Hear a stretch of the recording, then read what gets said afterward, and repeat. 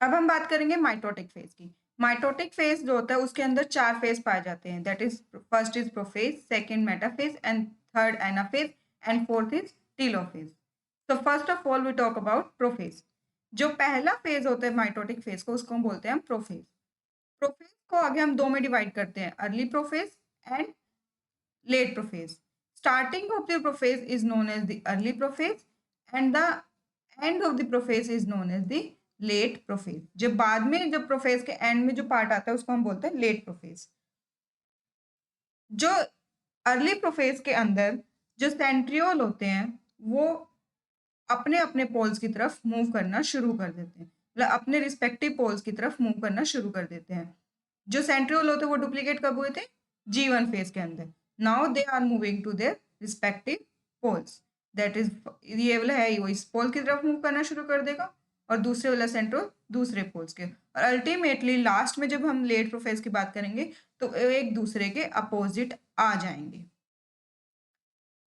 दूसरा इसके अंदर होता है कि इसके अंदर क्रोमोसोम बन जाते हैं जिसके अंदर 2 क्रोमेटिड प्रेजेंट होते हैं। अभी तक जब हमने इंटरफेस पढ़ा था तो उसके अंदर क्रोमेटिड मटेरियल प्रेजेंट था, अभी तक क्रोमोसोम नहीं बने थे इंटरफेस के दौरान। During the prophase chromatin material condense and form chromosomes. अब वो क्रोमोसोम की शेप में चेंज हो गए हैं जिसके पास क्या है? 2 क्रोमेटिड्स प्रेजेंट होते हैं। Right? Now chromosome has 2 chromatid and centromere. जो बीच की स्ट्रक्चर होती है उसको हम बोलते हैं सेंट्रोमेयर। लेट फेज के दौरान जो सेंट्रियोल होता है उससे स्पिंडल फाइबर्स निकलना शुरू हो जाते हैं और वो स्पिंडल फाइबर जो होते हैं वो हर एक क्रोमोसोम से उसके सेंट्रोमेयर पर अटैच होना शुरू कर देते हैं। देखो ये जो है ये डॉटेड डॉटेड है वो सारे ये है स्पिंडल फाइबर्स, राइट। और जो एक सेंट्रियोल से स्पिंडल फाइबर निकला और वो कहां पर जाकर अटैच्ड होगा? सेंट्रोमेयर पर।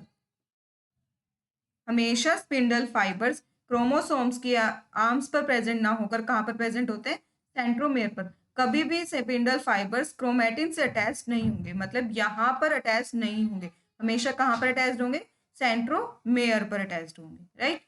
सो इसी तरह सेकेंड सेंट्रियोल से भी स्पिंडल फाइबर निकलते हैं और वो एक क्रोमोसोम के कहां पर अटैच्ड होते हैं? सेंट्रोमेयर के ऊपर अटैच्ड होते हैं, राइट। कुछ स्पिंडल फाइबर्स होते हैं वो किसी भी क्रोमोसोम पर अटैच नहीं होते हैं, मतलब उसके पास कोई क्रोमोसोम प्रेजेंट नहीं होता, तो वो डायरेक्टली एक सेंट्रोमेयर से दूसरे सेंट्रोमेयर तक मूव करता है। तो यानी स्पिंडल फाइबर्स एक सेंट्रोमेयर से निकलते हैं और दूसरे सेंट्रोमेयर पर चले जाते हैं। लेकिन अगर वो बीच में क्रोमोसोम से अटैच्ड हो जाते हैं तो वो कहाँ पर अटैच्ड होंगे? सेंट्रोमियर पर अटैच्ड होंगे। मैंने यहाँ पर सिर्फ 3 क्रोमोसोम्स बनाए हैं जबकि ह्यूमन के अंदर 46 क्रोमोसोम्स प्रेजेंट होते हैं। सो फॉर बेटर अंडरस्टैंडिंग यहाँ पर मैंने 3 क्रोमोसोम्स बनाए थे, लेकिन हर एक क्रोमोसोम के साथ वैसे ही होगा जैसे यहाँ पर एक सिंगल क्रोमोसोम्स हो रहा है। 46 के 46 क्रोमोसोम्स यहाँ पर पहले 46 क्रोमोसोम बन जाएंगे एंड देन वो स्पिंडल फाइबर से अटैच हो जाएंगे। लेट प्रोफेज के दौरान जो न्यूक्लियर मेम्ब्रेन होती है वो डिसअपेयर होना शुरू हो जाती है। इसके दौरान nuclear membrane, right, nucleolus and cell organelles, जितने भी सेल ऑर्गेनल्स होते हैं वो भी सब डिसअपेयर हो जाते हैं। तो ultimately at the last of the prophase nuclear membrane, nucleolus, cell organelles disappear. Chromosomes are attached with the spindle fibers and centromeres move to their respective poles. अब सेंट्रोमेयर अपने रिस्पेक्टिव पोल्स पे present है, chromosomes बन गए हैं और वो attached हो गए हैं स्पिंडल फाइबर से। Nuclear membrane, nucleolus and cell organelle सब डिसअपेयर हो गए हैं और एक क्रोमोसोम्स के पास 2 क्रोमेटिड्स है और एक सेंट्रोमेयर है जिसके थ्रू वो स्पिंडल फाइबर से अटैच्ड होता है। सेकेंड फेज है मेटाफेज।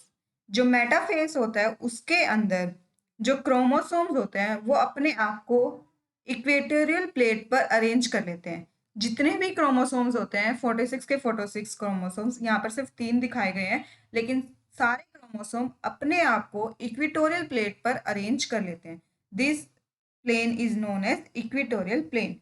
तो इस प्लेन के ऊपर अपने आप को अरेंज कर लेते हैं, इक्वेटोरियल प्लेन। यहाँ का जो प्लेन होता है उसे बोलते हैं इक्वेटोरियल प्लेन, और यहाँ पर एक दूसरे को अरेंज कर लेते हैं, राइट। और हर क्रोमोसोम्स स्पिंडल फाइबर से कहाँ पर अटैच्ड होता है, उसके सेंट्रोमियर पर। Each chromosomes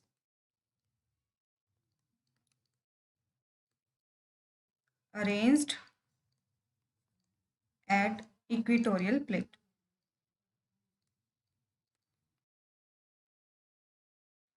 Right? Each chromosome arranged at equatorial plate. Now third phase is anaphase. जो एनाफेज है उसके अंदर जो क्रोमोसोम्स हैं वो डिवाइड होना शुरू हो जाते हैं। मतलब एक क्रोमोसोम्स के पास हम जानते हैं 2 क्रोमेटिड्स पाए जाते हैं, राइट। और इसके अंदर क्या होता है, इस सेंट्रोमेयर से जो स्पिंडल फाइबर्स निकले थे उसने इसको अटैच कर इसके पास अटैच थे और दूसरे वाले ऐसे अटैच थे, राइट। अब क्या होगा, ड्यूरिंग एनाफेज एक क्रोमेटिड अपने अपने रिस्पेक्टिव पोल्स की तरफ मूव करना शुरू हो जाएगी। मतलब जो ये वाला क्रोमेटिड होगा वो इस पोल की तरफ मूव करना शुरू हो जाएगा, और जो ये वाला क्रोमेटिड होगा वो इस पोल की तरफ मूव करना शुरू हो जाएगा। इसके अंदर सेंट्रोमेयर डिवाइड होता है। क्या डिवाइड होता है, सेंट्रोमेयर डिवाइड होता है। In anaphase centromere divided into 2 and each chromatid one chromatid of the each chromosome. हर एक क्रोमोसोम का वन क्रोमेटिड अपने अपने पोल की तरफ मूव करना शुरू कर देता है। One chromatid of each chromosomes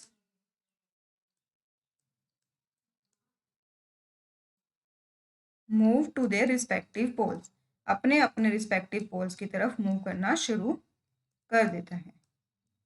like this, ये वाला जो क्रोमेटिड था इसके अंदर 2 क्रोमेटिड था, एक क्रोमेटिड यहाँ चला गया, एक क्रोमेटिड यहाँ चला गया। इसी तरह हर क्रोमोसोम के साथ यही होता है कि एक एक क्रोमेटिड अपना अपना अपने अपने पोल की तरफ मूव करना शुरू कर देता है।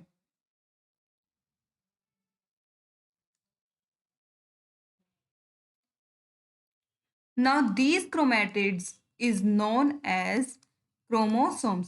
अब जो क्रोमेटिड्स होते हैं उनको हम क्रोमोसोम्स कहते हैं, क्योंकि अब ये एक एक अपने अपने रिस्पेक्टिव पोल्स की तरफ मूव कर चुके हैं। उन्हें अब एज अ क्रोमेटिड नहीं, हम क्रोमोसोम की तरफ लेने शुरू हो गए, क्योंकि दोनों ही क्रोमेटिड जो अपने अपने पोल की तरफ मूव करना शुरू है वो एक डॉटर सेल्स के अंदर चले जाएंगे, और अब इसे क्रोमेटिड ना कहकर हम क्या कहेंगे, क्रोमोसोम कहेंगे। सो ड्यूरिंग माइटोसिस क्रोमेटिड्स जो होते हैं वो डिवाइड होते हैं। मतलब क्रोमेटिड्स की जो होती है डिवाइडेशन होती है। सेंट्रोमेयर तो डिवाइड करता है, लेकिन डॉटर सेल्स के अंदर क्या आते हैं, क्रोमेटिड्स आते हैं। मतलब सिस्टर क्रोमेटिड्स मूव करते हैं। Daughter cell will have sister chromatids which is now known as chromosomes. उनको अब हम क्रोमोसोम्स कहेंगे। Now cell will enter into the last phase, that is telophase. Telophase के दौरान क्या होता है, अब जो सेल होता है उसकी न्यूक्लियर मेम्ब्रेन भी आ जाती है। जो क्रोमेटिड्स होते हैं जिनको अब क्रोमोसोम कहने लगे थे वो क्रोमेटिन मटेरियल में चेंज हो गया, न्यूक्लियोलस भी दोबारा रिपेयर हो गया, और जितनी भी सेल ऑर्गेनल्स होते हैं वो भी रिपेयर होनी शुरू हो गई है। इसी तरह दूसरी डॉटर सेल्स में भी होता है, उसके अंदर भी nuclear membrane, chromatin material, nucleolus और सारे सेल ऑर्गेनल्स आ जाते हैं, और अल्टीमेटली वो 2 में कन्वर्ट हो जाती है। इसके अंदर क्या होता है, सेल में फ्यूरो स्ट्रक्चर बन जाती है। मतलब जो पेरिफ्री से डिवाइडेशन शुरू होना शुरू हो जाती है। मतलब जो सेल मेम्ब्रेन होती है वो अंदर की तरफ जाने लग जाती है, जिसकी वजह से सेल जो होती है वो 2 में डिवाइड हो जाती है, and that is known as cytokinesis. Cytokinesis में क्या होता है, साइटोप्लाज्म की डिवीजन होती है। मतलब जब साइटोप्लाज्म दोनों डॉटर सेल्स के अंदर इक्वली डिवाइड हो जाता है तो इसे हम कहते हैं साइटोकाइनेसिस। इसके अंदर जब ये इसकी सेल मेम्ब्रेन डीपली जा रही होती है अंदर की तरफ, तो साथ साथ में इसका जो इधर का साइटोप्लाज्म होता है वो इस डॉटर सेल के पास रह जाता है, और इधर का साइटोप्लाज्म जो होता है वो दूसरे वाली डॉटर सेल के पास रह जाता है। इस तरह से अल्टीमेटली लास्ट में साइटोकाइनेसिस और टीलोफेज हो जाता है। जो साइटोकाइनेसिस होते हैं वो एक्चुअली एनाफेज से स्टार्ट होना शुरू हो जाते हैं। जो लेट एनाफेज थी, मतलब लेट एनाफेज के जो लास्ट में, वहां से स्टार्ट होना शुरू हो जाते। ऐसा नहीं है कि जो साइटोकाइनेसिस है वो अलग हो रही है, मतलब कंप्लीटली खत्म होने के बाद जो कैरोकाइनेसिस होता है, नहीं, ऐसा नहीं होता। साइटोकाइनेसिस साथ साथ में कैरोकाइनेसिस की चल रही होती है। वो कब शुरू होती है? लेट एनाफेज से शुरू होती है और टीलोफेज के साथ वो भी एंड हो जाती है। तो cytokinesis start from the late anaphase and it remains till the telophase. Telophase तक ये रहती है। तो now after mitosis, one parent cell give two daughter cells which have 46 chromosomes and DNA content is 2n। अब इनके पास DNA content भी कैसा हो गया? 2n हो गया। ड्यूरिंग एस्पेस DNA कंटेंट इसका 4n हो गया था, लेकिन अब इसके पास कितना हो गया? डिवाइडेशन इक्वल हो गई है 2n हो गया और क्रोमोसोम दोनों के पास अभी भी 46 है। क्यों? क्योंकि इसके अंदर जो हुआ है वो क्रोमोसोम्स का जो एक क्रोमोसोम है वो दो में divide, sister chromatids equally divide हो गया। Now this chromatid is known as chromosomes. तो इसके अंदर क्रोमेटिड्स डिवाइड होता है। सो जो माइटोसिस होती है उसके अंदर अल्टीमेटली हम अगर मटेरियल की बात करें कि कौन सा डिवाइडेशन हुआ है, क्रोमेटिड्स की डिवाइडेशन हुई है या फिर क्रोमोसोम्स की, तो इसके अंदर डॉटर सेल्स में क्रोमेटिड डिवाइडेशन हुई है, क्रोमेटिड्स डिवाइड हुई है, डिवाइडेड इनटू डॉटर सेल्स,